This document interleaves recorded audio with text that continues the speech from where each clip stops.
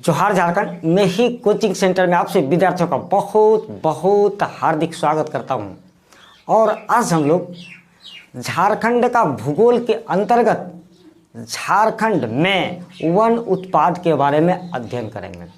तो प्यारे दोस्तों, वीडियो सेशन को आरंभ करने से पहले, चीज़ों को विस्तार से आपको समझाने से पहले मैं आप सभी विद्यार्थियों से एक बार ये निवेदन करना चाहूँगा कि जो विद्यार्थी झारखंड राज्य से संबंधित प्रतियोगी परीक्षाओं की तैयारी करते हैं वो निश्चित रूप से मैं ही कोचिंग सेंटर से जुड़े।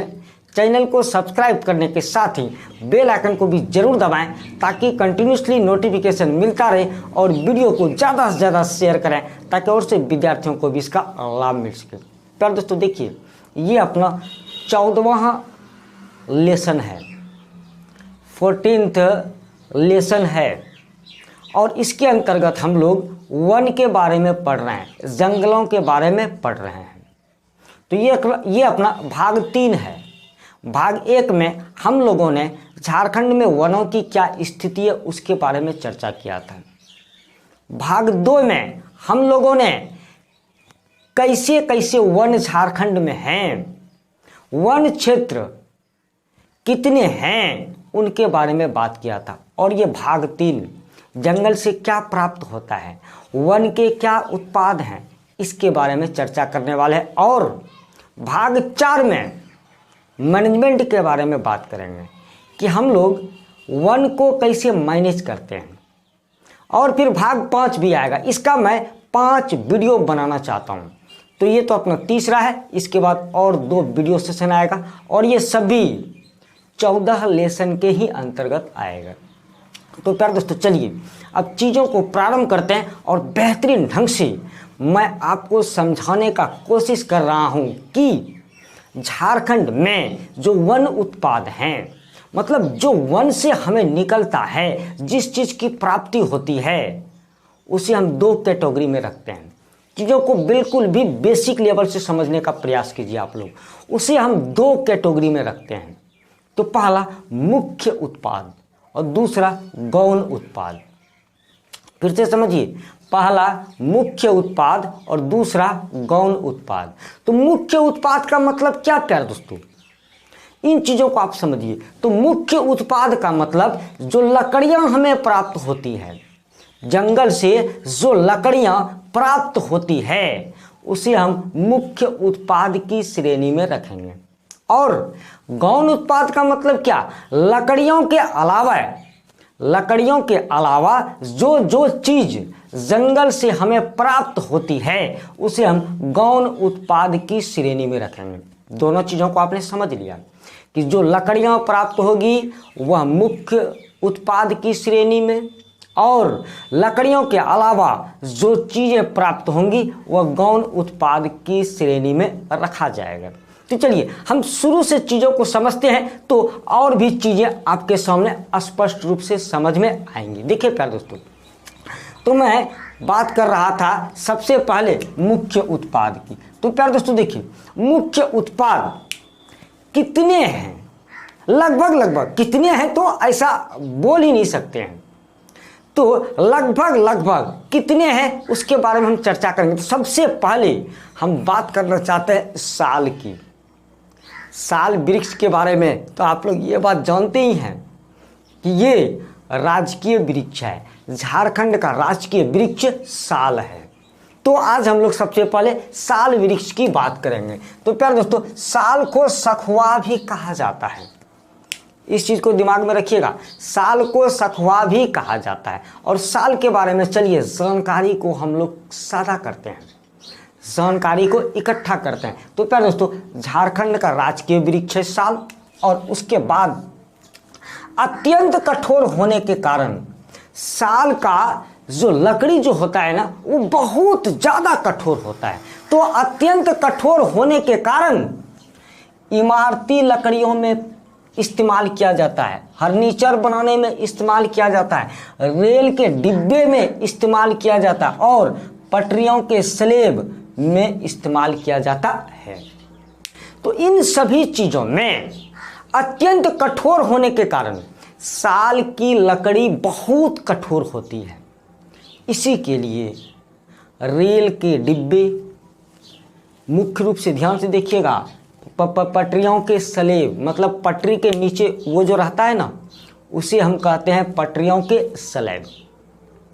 तो मतलब मेरा ये कहने का मतलब, ये जो दो रेल है, ये जो पटरी जो है, इसके नीचे में जो हम डालते हैं लकड़ी, वो किसका रहता है प्यारे दोस्तों? वही साल का रहता है। क्यों? क्योंकि वो बहुत कठोर होता है। उसके बाद फर्नीचर का भी निर्माण होता है और इमारती लकड़ियों के रूप में तो इस्तेमाल किया ही जाता है। चलिए प्यारे दोस्तों, अब इसके बारे में और कुछ जानकारी इकट्ठा करते हैं। तो इसके पुष्प को, साल के पुष्प को मतलब फूल को सरई फूल कहा जाता है। बिल्कुल भी बहुत अच्छा वाला क्वेश्चन है प्यारे दोस्तों। साल के फूल को सरई फूल कहा जाता है और साल के बीज को कुजली, साल के बीज से कुजली तेल निकाला जाता है। साल के बीज से जो तेल जो बनता है, साल के बीज को तो साल बीज ही कहेंगे, लेकिन साल के बीज से तेल निकलता है, उसे हम लोग कुजली तेल कहते हैं। और कुजली तेल प्राकृतिक चिकित्सा के लिए उपयोग किया जाता है। आपने देखा साल कितना उपयोगी है। फूल को सरई फूल कहा जाता है और साल के बीज से जो तेल निकलता है उसे कुजली तेल कहते हैं, जिसका उपयोग प्राकृतिक चिकित्सा के लिए किया जाता है। चलिए प्यारे दोस्तों, आपने साल के बारे में जानकारियां प्राप्त कर ली। अब बात करते हैं शीशम का। तो प्यारे दोस्तों, शीशम अत्यंत मजबूत होने के कारण फर्नीचर निर्माण में उपयोग किया जाता है। फर्नीचर आदि के निर्माण में अत्यंत मजबूत होता है। शीशम अत्यंत मजबूत, साल अत्यंत कठोर। देखते जाइएगा, साल अत्यंत कठोर, शीशम अत्यंत मजबूत, स्ट्रॉन्ग, वेरी स्ट्रॉन्ग। अब देखिए प्यारे दोस्तों, बात करते हैं महुआ की। तो प्यारे दोस्तों, महुआ झारखंड का सर्वाधिक उपयोगी वृक्ष, सर्वाधिक उपयोगी वृक्ष महुआ। और इसके बारे में बहुत सारी चीज़ें हैं जो कि आपको जाननी बहुत ज़रूरी है। तो प्यारे दोस्तों देखिए, सबसे पहली बात कि काफ़ी मजबूत लकड़ी होती है। महुआ की लकड़ी जो होती है वो काफ़ी मजबूत लकड़ी होती है। और इसकी एक खासियत है प्यारे दोस्तों, क्या पानी पाकर भी यह जल्दी नहीं सड़ता है। साल ये पानी अगर यदि उसे मिलेगा तो भी वह जल्दी नहीं सड़ेगा। महुआ की लकड़ी की एक ये खासियत है। और पहले तो मजबूत है ही, और पानी लगने के बाद भी जल्दी सड़ता नहीं है। इसी के लिए इसका उपयोग दरवाजे, खंभे के निर्माण में किया जाता है। क्योंकि खंभा कहाँ पे रहेगा? जमीन के नीचे में गाड़ते हैं खंभा को। तो जमीन के नीचे में जब खंभा को गाड़ेंगे तो वहाँ तो नमी मिलेगा रे बाबू, लेकिन नमी मिलने के बाद भी महुआ का लकड़ी सड़ता नहीं है। इसी के लिए खंभा के रूप में उसका इस्तेमाल करते हैं। चीज़ समझ जाइए, बहुत बेहतरीन ढंग से समझना है आपको। उसके बाद देखिए, महुआ बहुत इम्पोर्टेंट है। क्यों? और बहुत उपयोगी क्यों है? और यह सर्वाधिक उपयोगी क्यों कहा जाता है? क्यों? क्योंकि महुआ का फूल देसी शराब के लिए इस्तेमाल किया जाता है। महुआ के फूल से देसी शराब बनाया जाता है। उसके बाद फल सब्जियों के रूप में प्रयोग किया जाता है। महुआ के फल को सब्जी के रूप में खाते हैं और बीज से तेल बनता है। तो देखिए, लकड़ी का तो उपयोग हो ही गया, फूल से शराब बन गया, फल का उपयोग सब्जी के रूप में हो गया और बीज का उपयोग तेल के रूप में हो गया। क्या बचा रे? तो इसी के लिए महुआ सर्वाधिक उपयोगी वृक्ष कहलाता है। चलिए प्यारे दोस्तों, बात करते हैं आगे सागौन की। तो प्यारे दोस्तों देखिए, मजबूत एवं सुंदर लकड़ी फर्नीचर, रेल के डिब्बे, हवाई जहाज आदि निर्माण में उपयोगी होता है। सागौन की लकड़ी मजबूत भी होती है और सुंदर भी होती है। तो इसी के लिए सागौन की लकड़ी का उपयोग फर्नीचर में, रेल के डिब्बे बनाने में, हवाई जहाज आदि निर्माण में किया जाता है। क्यों? क्योंकि यह मजबूत होती है। चीज़ें आप समझ पा रहे होंगे। चलिए बात करते हैं आगे सेमल की। तो प्यारे दोस्तों देखिए, सेमल जो है ना हल्की लकड़ी होती है, हल्की मुलायम और सफ़ेद लकड़ी होती है। सेमल जो है हल्की मुलायम और सफ़ेद लकड़ी होती है। इसी के लिए इसका उपयोग पैकिंग पेटियों में किया जाता है और तख्तियाँ तथा खिलौना बनाने में किया जाता है सेमल का उपयोग। क्यों? क्योंकि हल्की भी, मुलायम भी और सफ़ेद रंग की होती है इसकी लकड़ी। तो पैकिंग पेटियाँ, तख्तियाँ और खिलौना आदि बनाने में प्रयोग किया जाता है। और सेमल के बारे में एक बात जान जाइए आप, सेमल रुई का भी व्यापक उपयोग किया जाता है। सेमल से रुई की भी प्राप्ति होती है, कॉटन की भी प्राप्ति होती है और उसका भी व्यापक उपयोग है। तो सेमल भी बहुत उपयोगी। चलिए प्यारे दोस्तों अब आगे बात करते हैं गम्हार की। तो गम्हार की जो लकड़ी जो है वह हल्की, मुलायम, चिकनी एवं काफ़ी टिकाऊ। देखिए गम्हार की लकड़ी बहुत हल्की और मुलायम भी, चिकनी भी और टिकाऊ भी।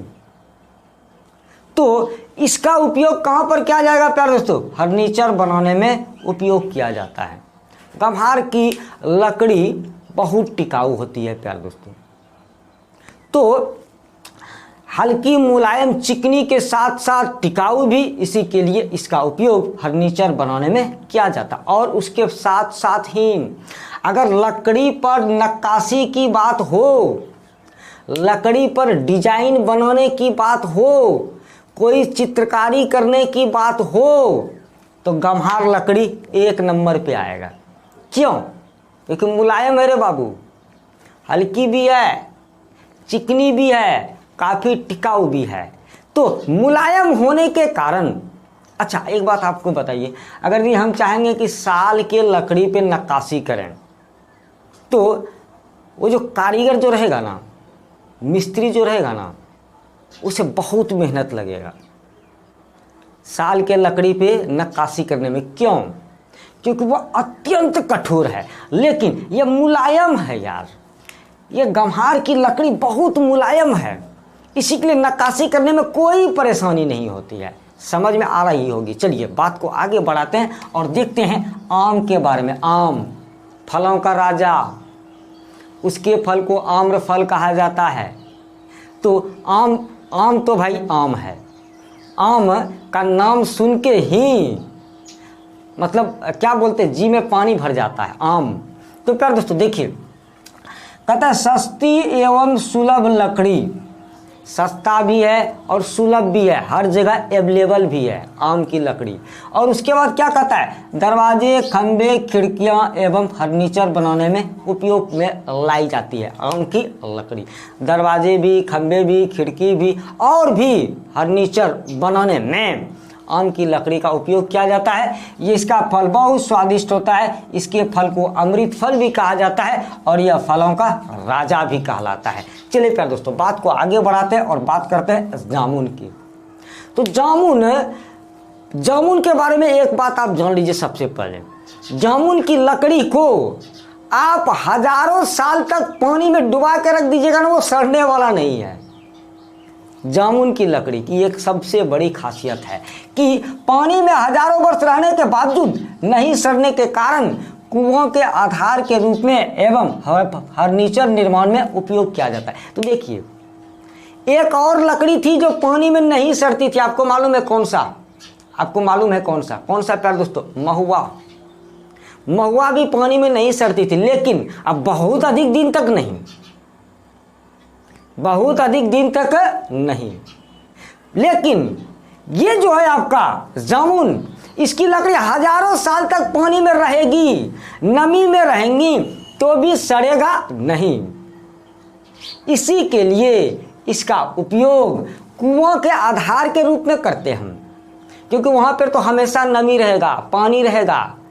तो इसी के लिए हम जामुन की लकड़ी का उपयोग कुआं के आधार के रूप में करते हैं। उसके बाद फर्नीचर में भी करते हैं। फर्नीचर में तो सभी लकड़ी का हम उपयोग कर सकते हैं। चलिए प्यारे दोस्तों आगे बात करते हैं। तो जामुन का फल बड़ा स्वादिष्ट होता है, इसको खाया जाता है। जामुन खजूर जामुन आप लोग खाए होंगे, बड़ा अच्छा लगता है भाई। उसके बाद क्या, इसका बीज जो है ना दवा निर्माण के लिए बहुत उपयोगी है। और बीज के बारे में एक बात कहा जाता है, जिसको ये चीनिया बीमारी है ना, डायबिटीज, तो उसको आप इसका बीज जो है ना सुखा के पीस कर पिलाइए, मतलब वो पानी में डालकर उसको पिलाइए तो बहुत फ़ायदा करता है शुगर वाले पेशेंट को। चलिए, मैंने ऐसा सुना है। चलिए प्यारे दोस्तों, अब आगे बात करते हैं और बात करते हैं कटहल की। तो प्यारे दोस्तों, महत्वपूर्ण इमारती लकड़ी है कटहल। कटहल भी बहुत इम्पोर्टेंट लकड़ी है।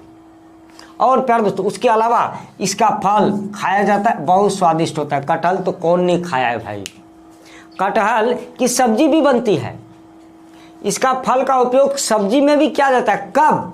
जब वो कच्चा रहता है, और जब जाता है, ओह खाओ तो भाई ज़बरदस्त, बिल्कुल भी मतलब बड़ा स्वादिष्ट उसका फल होता है। तो कटहल के भी बारे में आप लोगों ने जान लिया, और बहुत महत्वपूर्ण इमारती लकड़ी भी है। अब बात करते हैं हम लोग केंदू की। तो प्यारे दोस्तों देखिए, केंदू बहुत इम्पोर्टेंट है। केंदू को हम लोग मुख्य उत्पाद की भी श्रेणी में रख सकते हैं और गौण उत्पाद की भी श्रेणी में रख सकते हैं। पहले समझ जाइए।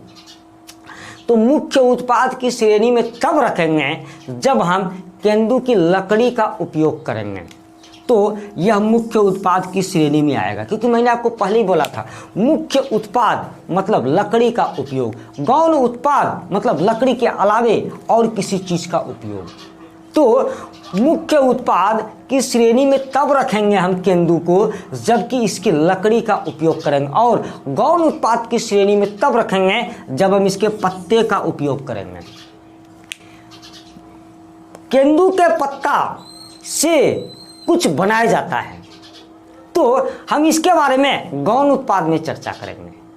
थोड़ा सा मैं इसको रोचक बनाना चाहता हूँ इस चीज़ को, केंदू को। बहुत इंपॉर्टेंट है केंदू। केंदू का पत्ता बहुत इंपॉर्टेंट है। तो हम गौण उत्पाद में केंदू पत्ता का जिक्र करेंगे। चलिए प्यारे दोस्तों, अब इसको थोड़ा छोड़ते हैं यहाँ पर। तो मैंने आपको बताया कि केंदू दोनों प्रकार से यूज किया जाता है, मुख्य उत्पाद के भी रूप में और गौण उत्पाद के भी रूप में। मुख्य उत्पाद के रूप में तब जबकि लकड़ी का उपयोग करते हैं तब, गौण उत्पाद के रूप में तब जबकि इसके पत्ते का उपयोग करते हैं तब। तो गौण उत्पाद में भी केंदू पत्ता का हम लोग जिक्र करेंगे। लेकिन चलिए, और अब अन्य के बारे में जानते हैं, मतलब और भी जो कुछ बच गया उसके बारे में जानते हैं। तो कौन कौन सा प्यारे दोस्तों? पैसार, तूल, कर्मा, आसन, पांदन, सिद्धा, ढेला, नीम, धौरा, प्यार, अमलतास, इमली जिसे तेतर भी कहते हैं, बेल और पीपल आदि, ये सभी वृक्ष भी मुख्य उत्पाद की श्रेणियों में आता है। तो प्यारे दोस्तों, आपने मुख्य उत्पाद के बारे में जान लिया कि झारखंड में वनों से कौन कौन से मुख्य उत्पाद प्राप्त होते हैं। लगभग जानकारियां आपने प्राप्त कर ली। क्योंकि प्यारे दोस्तों, जानकारियां असीमित होती हैं, उसकी कोई सीमा नहीं होती है, लेकिन जितना अपने को ज़रूरी है उतना हम लोग जानने का प्रयास करते हैं। तो हम लोगों ने मुख्य उत्पाद के बारे में लगभग जानकारियां प्राप्त कर ली जितना अपने को ज़रूरी था। चलिए अब आगे बात करते हैं, और बात करते हैं गौण उत्पाद के बारे में। हम लोग जानते हैं गौण उत्पाद का मतलब लकड़ी के अलावे जो चीज़ अपने को मिल रहा है वह गौण उत्पाद की श्रेणी में आता है। तो सबसे पहले हम बात करेंगे लाह की। लाह, जिससे लैठी बनता है। महिलाएं वो जो चूड़ियाँ जो पहनती है ना, एक तो वो कांच की होती है और एक लाह से बनती है। तो लाह से जो चूड़ियाँ नहीं बनती वो थोड़ा मोटा कैटेगरी का रहता है और चूड़ी के भी जैसा रहता है, मुझे उतना आइडिया नहीं है। तो ये लड़कियां लोग को ज़्यादा आइडिया होगा इस बारे में। तो लाह से वैसा कुछ बनता है। तो चलिए प्यारे दोस्तों, सबसे पहले देखते हैं, उत्पादन में झारखंड अग्रणी है। लाह उत्पादन में झारखंड अग्रणी है। भारत में जितने भी राज्य हैं सबसे ज़्यादा लाह का उत्पादन झारखंड में होता है। कितना? पूरे भारत में कुल उत्पादन का 50%। देख लीजिए प्यारे दोस्तों, पूरे भारत में कुल उत्पादन का आधा तो झारखंड में ही होता है रे। और झारखंड राज्य पूरे देश में 1 नंबर पर आता है लाह उत्पादन में। और प्यारे दोस्तों, बात ऐसी है, 1 नंबर पे क्यों नहीं आए? क्योंकि यहां पर लाह उत्पादन के लिए उपयुक्त माहौल है। अपने राज्य झारखंड में लाह उत्पादन के लिए बिल्कुल भी उपयुक्त माहौल है। इसी के लिए झारखंड में लाह उत्पादन अधिक होता है। क्या माहौल है, वातावरण कैसा होना चाहिए? तो सबसे पहले समझिए, जमीन जो होना चाहिए वो 150 मीटर से अधिक ऊंचा होना चाहिए। समुद्र तल से लाह उत्पादन के लिए जमीन 150 मीटर से अधिक होना चाहिए। तापमान 12 डिग्री सेल्सियस के आसपास होना चाहिए। वर्षा 150 डिग्री वर्षा 150 सेंटीमीटर, वर्षा 150 सेंटीमीटर से कम होना चाहिए। फिर से समझिए, जमीन 150 मीटर से ऊंचा होना चाहिए। तापमान 12 डिग्री सेल्सियस के आसपास होना चाहिए। वर्षा 150 सेंटीमीटर से कम होना चाहिए। और ये सारी स्थितियां झारखंड में बहुतों सारे जगह पर उपलब्ध है, जैसे लातेहार, गुमला, रांची, दुमका, सिमडेगा, लोहरदगा। इन सभी जगहों पर बहुत सारे ऐसे जगह हैं। इन सभी जिलों में किसका किसका मैंने नाम लिया प्यारे दोस्तों? रांची, गुमला, सिमडेगा, लोहरदगा, दुमका। तो इन सभी जगहों पर, इन सभी जिलों में बहुत सारे ऐसे जगह हैं जहां पर ऐसा वातावरण पाया जाता है। तो ऐसा वातावरण पाए जाने के कारण लाह का उत्पादन होता है और अच्छा खासा उत्पादन होता है। तो प्यारे दोस्तों देखिए, लाह की 4 किस्में हैं। पहले आप इसको भी थोड़ा जान लीजिए। लाह की 4 किस्में हैं। कौन कौन सा प्यारे दोस्तों? वैशाखी, जेठवी, कतकी और अगहनी। तो ये 4 किस्में हैं लाह की, जिसमें से वैशाखी 82% होती है। वैशाखी लाह 82% झारखंड में उत्पादित की जाती है। अच्छा प्यारे दोस्तों, एक बात मैं थोड़ा सा और आपको मैं बताना चाहता हूँ, बीच में मुझे याद आ गया कि वैशाखी, जेठवी, कतकी, अगहनी, इसका मतलब क्या हुआ रे? इसका क्या मतलब है? इन चीज़ों के बारे में आप लोग जान रहे हैं तो जान लीजिए थोड़ा सा। वैशाखी फसल, वैशाख वो जो वैशाख में काटी जाती है, मतलब फिनिश। जेठवी का मतलब जेठ में फिनिश। कतकी का मतलब कार्तिक माह में फिनिश। अगहनी का मतलब अगहन महीना में फिनिश। तो ये ऐसा जो नाम जो रहता है ना, हिंदी वाला, हिंदी महीना वाला नाम जो रहता है ना, इसका मतलब उस महीना में वो फसल लास्ट हुआ, पक गया, उसका उत्पादन हो गया।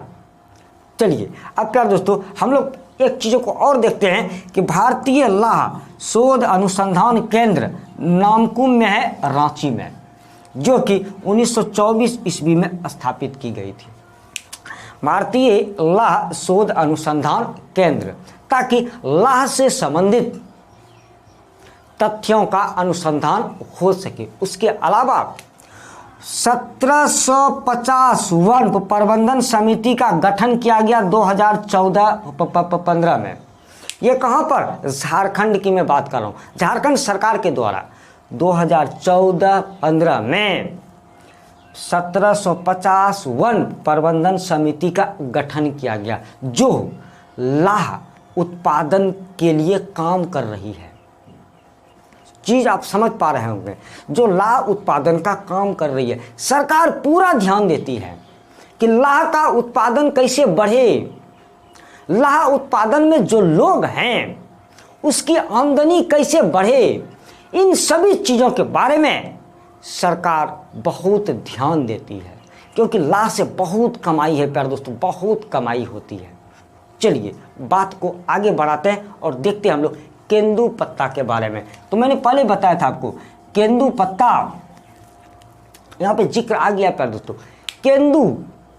केंदु को हम दोनों उत्पाद की श्रेणी में रखते हैं, मुख्य उत्पाद भी गौण उत्पाद भी। मुख्य उत्पाद में तब जबकि लकड़ियों का हम उपयोग करते हैं तब, और जब पत्ता का उपयोग करते हैं तो गौण उत्पाद की श्रेणी में। तो अभी गौण उत्पाद की श्रेणी को हम पढ़ रहे हैं। तो प्यारे दोस्तों देखिए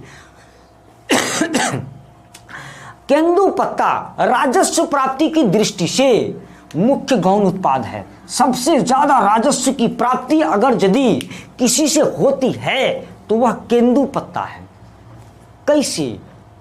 कैसे सबसे ज्यादा राजस्व की प्राप्ति होती है? तो प्यारे दोस्तों देखिए केंदु पत्ता से बीड़ी और तंबाकू का निर्माण किया जाता है। समझ रहे हैं ना आप लोग? केंदु पत्ता से बीड़ी का निर्माण किया जाता है। बीड़ी का जो ऊपर वाला पत्ता जो देखते हो ना बीड़ी का, वो केंदु पत्ता से बनता है। उसके बाद क्या तंबाकू का भी कोई वैसा चीज केंदु पत्ता से ही बनता है। तो बीड़ी और तंबाकू के निर्माण में केंदु पत्ता का उपयोग किया जाता है। इसी के लिए यह राजस्व प्राप्ति की दृष्टि से मुख्य गौण उत्पाद है केंदु पत्ता। उसके बाद केंदु पत्ता के भंडारण में होता क्या ना पर दोस्तों, केंदु वृक्ष से पत्ता जो गिरता जो है ना, तो उसको लोग संग्रहित करते हैं, जमा करते हैं। तो उसको संग्रहण करने वाले जो मजदूर हैं, उसको जमा करने वाले जो लेबर हैं, उसको उचित मूल्य मिल सके, उचित मजदूरी मिल सके, इसके लिए सरकार केंदु पत्ता नीति 2015 भी लाई हुई है। केंदु पत्ता नीति 2015। चलिए प्यारे दोस्तों बात को आगे बढ़ाते हैं और तसर के बारे में समझते हैं। सिल्क, जिसे सिल्क बोलते हैं। तो प्यारे दोस्तों तसर का 3 नाम है, तसर, मलबरी और रेशम। और यह होता कैसे प्यारे दोस्तों, इसका कीड़ा होता है, कीट, और उस कीट को हम किसी वृक्ष में पालते हैं तो उसी से तसर का उत्पादन होता है। चलिए प्यारे दोस्तों अब देखते हैं कि उत्पादन में झारखंड अग्रणी है। लाह उत्पादन में भी झारखंड अग्रणी था और तसर उत्पादन में भी अपना झारखंड अग्रणी है। कितना?